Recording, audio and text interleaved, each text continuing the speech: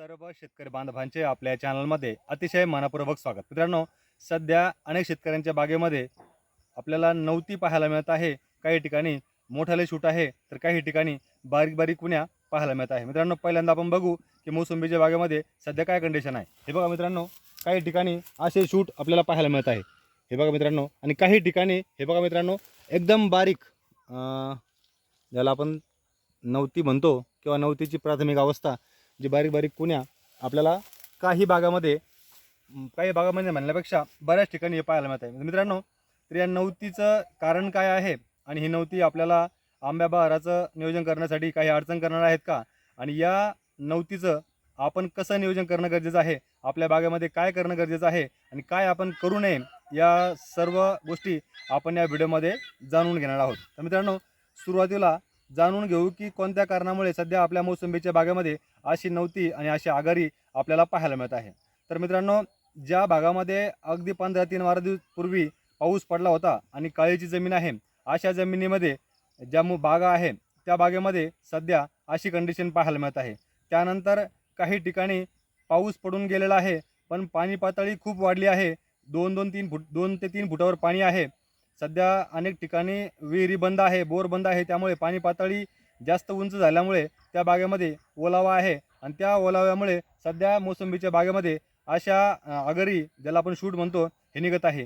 काही आगरी, काही शूट हे मोठे झालेले आहे, तर काही आगरी आणि काही शूट अगदी एक एक कांडी इतके झालेले आहे. तर मित्रांनो, जाणून घेऊ की या सर्व गोष्टीसाठी आपण आपल्या आंबा बहाराचं नियोजन करत असताना काय करणं गरजेचं आहे. मित्रांनो, सुरुवातीला जाणून घेऊ की आपण काय करू नये. तर मित्रांनो, अनेक शेतकरी बांधव आपल्या मोसंबीच्या बागेमध्ये असे शूट आणि अशी बारीक आगरी निघत असल्यामुळे आपल्या मोसंबीच्या बागेमध्ये मोगड्या मारत आहे. त्यांचा असा समज आहे की आपण मोगड्या मारला की खालचा ताण तुटेल, वल तुटेल आणि ही आगरी संपून जाईल किंवा परत येणार नाही किंवा ही निब्बर होणार नाही. तर मित्रांनो, हे एकदम चुकीचं आहे. जे शेतकरी बांधव आपल्या मोसंबीच्या बागेमध्ये ही आगरी पाहून आपल्या बागेमध्ये मोगड्या मारत आहे आणि आपल्या मोसंबीची मुळं तोडत आहे, अशा बागेमध्ये मित्रांनो 100% स्टोरेजची अडचण येणार आहे.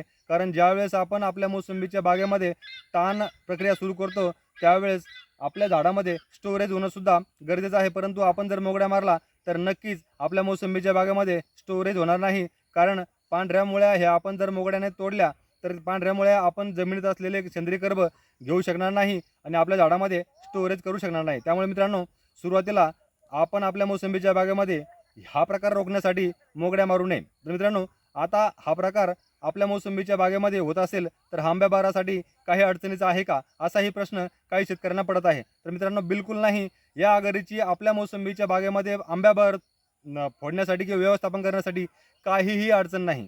मित्रांनो, हे जे शूट आपण याला काही फवारण्या आणि काही ड्रिंचिंग करून हे शूट आपण आपल्या आंब्या बहाराच्या फळासाठी तयार करू शकतो. ह्या आघाडीपासून आणि ह्या शूटपासून सुद्धा आपण मोसंबीची फळं घेऊ शकतो. यासाठी आपल्याला आपल्या मोसंबीच्या बागेमध्ये काही ड्रिंचिंग आणि फवारण्या करणं गरजेचं आहे. अनेक शेतकरी बांधवांचा प्रश्न आहे की कोणत्या नेमकं फवारण्या कराव्या, तर मित्रांनो, आणि कोणत्या ड्रिंचिंग कराव्या. तर मित्रांनो, आपल्याला फवारण्या आणि ड्रिंचिंग ह्या जास्त नत्रयुक्त नसलेले खतं जे आहे त्याची आपल्याला ड्रिंचिंग करायची आहे. उदाहरणार्थ 10-26-26 असेल किंवा 9-24-24 असेल, ज्यामध्ये नत्राचे प्रमाण कमी आहे, अशा खताची आपण निवडी करू शकतो. परंतु मित्रांनो, आता जवळपास नोव्हेंबर महिना सुरू झालेला आहे आणि अशी खतं आपण निवडी करून जरी सोडली, 10-26-26 असेल किंवा 9-24-24 असेल, तरी लागू व्हायला भरपूर कालावधी लागतो आणि ज्यावेळेस ही लागू होतील खतं, त्यावेळेस आपल्या जमिनीत ओलावा राहणार नाही. त्यामुळे मित्रांनो, आता सध्या आपण 10-26 असेल किंवा 9-24-24 असेल किंवा 8-21-21 असेल, अशी खतं आता निवडी करून न सोडता, ज्या खतामध्ये नत्राचं प्रमाण कमी आहे आणि विद्राव्य खतं आहे,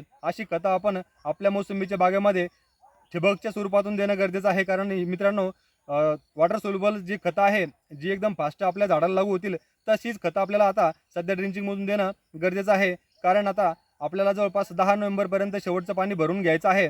म्हणजे मित्रांनो, फक्त ठिबकने आपल्याला पाणी भरायचं आहे. काही शेतकऱ्यांचा हाही प्रश्न आहे की आमच्या मोसंबीच्या बागेमध्ये ड्रीप नाही आहे, मग आम्ही पाट पाण्याने ड्रिंचिंग केली तर चालेल का?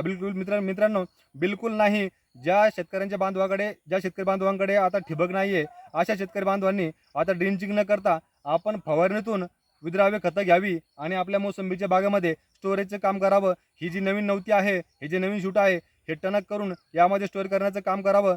कारण आपण जर पाट पाणी भरलं तर नक्कीच मित्रांनो, आपल्या मोसंबीच्या बागेमध्ये ताण बसणार नाही व्यवस्थित, आणि ताण जर नाही बसला तर आपलं स्टोरेज तयार होणार नाही. त्यामुळे मित्रांनो, आपल्याला आता ही नव्हती ही आपल्या कामात घ्यायची आहे, हे बारीक शूट आहे हे पण कामात घ्यायचे आहे. मित्रांनो, या बारीक शूटबद्दल सांगतो की हे शूट आपल्याला लवकरात लवकर फवारणी करून मोठं करून घेणं गरजेचं आहे. याच्याकडूनही आपल्याला आंब्या बहराची फुलं आणि फळं घेणं आहे. त्यामुळे मित्रांनो, या पुढच्या काळामध्ये वेळ अगदी कमी आहे. मित्रांनो, ज्यांना ड्रिंचिंग करायची आहे त्यांनी लक्षात घ्या की आपल्याला जवळपास या पुढच्या काळामध्ये जर त्यांनी एक पण ड्रिंचिंग केलेलं नसेल तर 10 नोव्हेंबरपर्यंत 48 घंटेच्या अंतरानं आपल्याला आपल्या मोसंबीच्या बागेमध्ये 2 ते 3 ड्रिंचिंग करणं गरजेचं आहे, जेणेकरून आपल्या मोसंबीच्या बागेमधील असे शूट अशी नव्हती ही टणक होईल, यामध्ये स्टोरेज तयार होईल आणि आपल्याला 2 ते 3 फवारण्यासुद्धा वॉटर सोल्युबलच्या आणि काही बुरशीनाशकाच्या घेणं गरजेचं आहे, जेणेकरून आपण आपल्या मोसंबीच्या बागेमध्ये अशा नव्हतीपासून आणि अशा आघाडीपासून अशा शूटपासून सुद्धा उत्पादन घेऊ शकतो. मित्रांनो, 10 नोव्हेंबर हा शेवटचा ड्रिंचिंगचा वेळ असली पाहिजे आणि जास्त हलकी शेत असेल तर अशा ठिकाणी आपण 12 ते 15 नोव्हेंबरपर्यंत शेवटची ड्रिंचिंग करून घेऊ शकतो. मित्रांनो, मोसंबीचं व्यवस्थापन करत असताना स्टोरेजला अनन्यसाधारण महत्त्व आहे.